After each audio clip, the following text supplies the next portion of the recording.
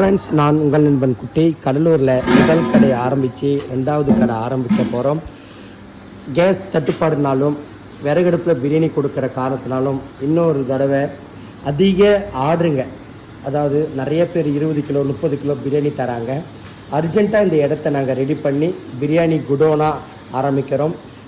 அடுப்பு கொளுத்துறோம். ரொம்ப அர்ஜென்ட்டு. இதுக்கப்புறம் பெயிண்ட் அடித்து தரை இழுத்து சூப்பராக ரெடி பண்ணிவிடுவோம். இன்றைக்கி எங்களுடைய உச்சக்கட்ட வளர்ச்சியோட ஒரு முடிவு. இந்த மாதிரி ஒரு குடோன் எடுத்து நடத்தலாமான்னு ஒரு ஆசை.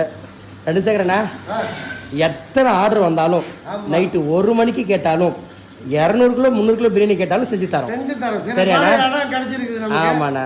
இதை வந்து அழகாக மெயின்டைன் பண்ணி தர போட்டு கிளீன் பண்ணிட்டு சூப்பராக பண்ணுறோம். சரிண்ணா, பெயிண்ட் அடிக்கிறேன். அது அர்ஜென்ட்டாக இன்னைக்கு செய்கிறேன். சரிண்ணா? அண்ணா பற்ற வைங்கண்ணா.